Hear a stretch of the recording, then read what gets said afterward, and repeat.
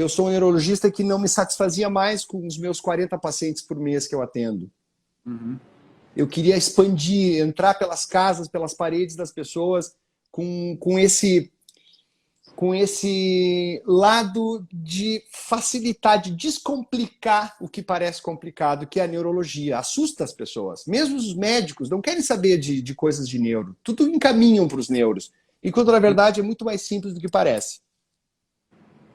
O próprio termo neurologia já é É, complicado. E as suas é. pós-graduações também, né? Neurofisiologia e neuromodulação. Isso aí já Eu deve dar um toque, achei, né? Na cabeça eu das... achei muito legal o teu último post agora com a Sabrina sobre essas palavras. Realmente são palavras complicadas e tudo é uma herança, né?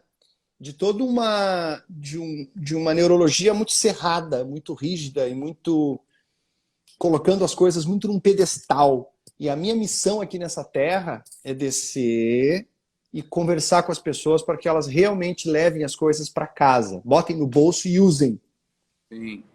Não, mas nada é tão complicado quanto o seu sobrenome, cara. Como é que fala? Eu aprendi e esqueci várias vezes o teu sobrenome por Não, causa tu foi da... persistente, né? Tu foi Não, eu persistente. você, eu procurei no teu Forçou. YouTube a pronúncia saindo da sua boca, aí fiquei treinando aqui, aí dava um tempo e... Sketstatsky. Como é que é? Cara, não é bem o esque. O esque é se tu pronunciar isso na Rússia, mas aqui no Brasil é Chestatsky. Chestat, pô, facilita muito. Facilitou, Chestat, né? É. facilitou muito. É russo, cara. Eu achava que era polonês, fui para Polônia para tentar encontrar alguns parentes e não encontrei ninguém. Fiquei Ah, lá uma semana, daí liguei para minha avó, na época era viva, isso foi em 98.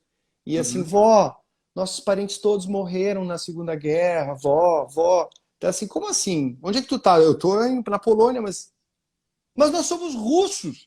O que tá Ah, fazendo aí? Se, pô, vó, tu nunca me falou, dizer, pá, tu também nunca me perguntou.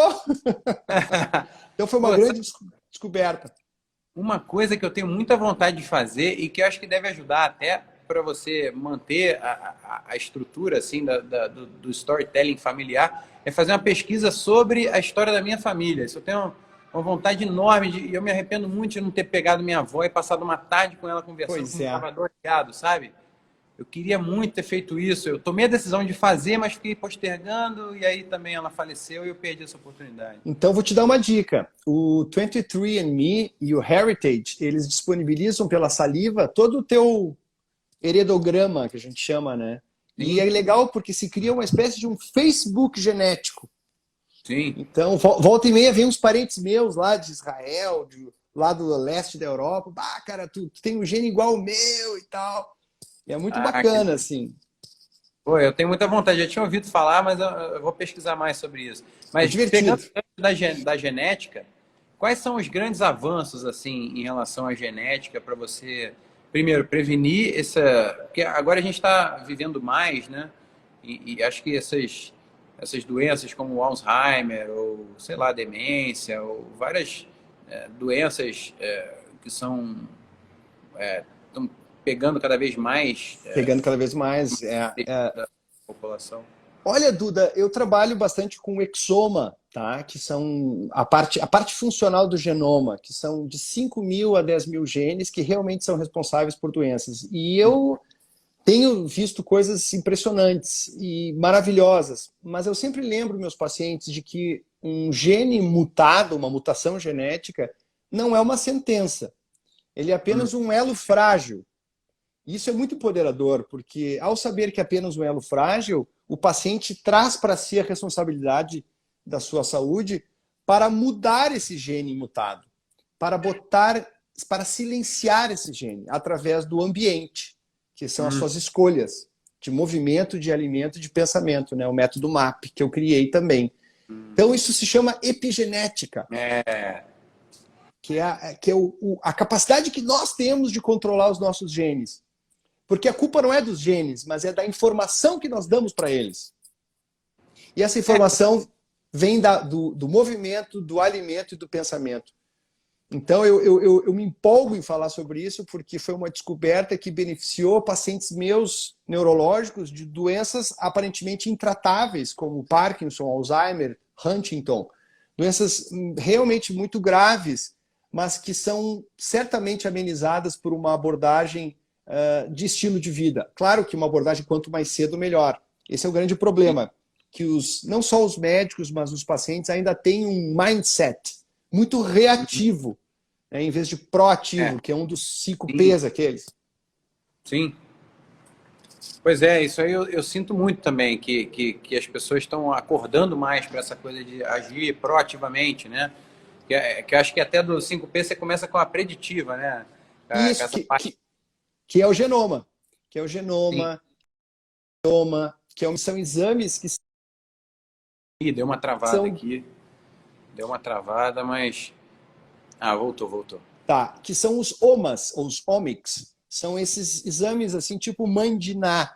Eles têm uma capacidade de prever e engajar o paciente. Eu tenho vários pacientes com genes muito problemáticos no tocante ao câncer e que acabaram perdendo 20 quilos por medo.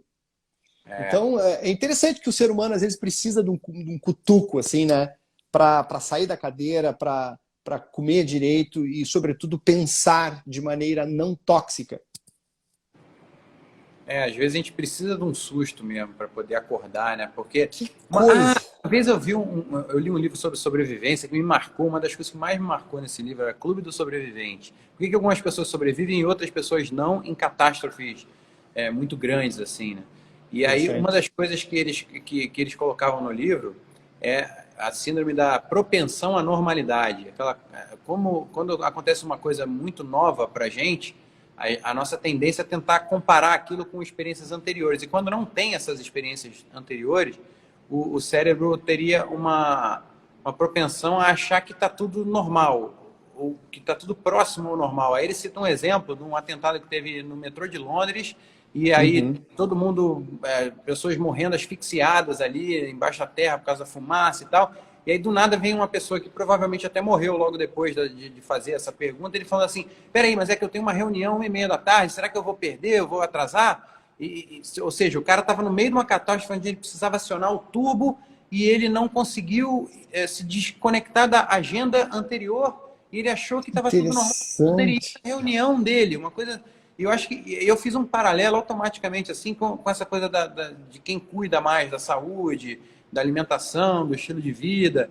Então as pessoas tendem a ter essa propensão à normalidade e querer seguirem ali a vida normal, quando o perigo, até quando ele não é tão iminente assim, tipo um risco, né, imediato, assim, uma coisa assim.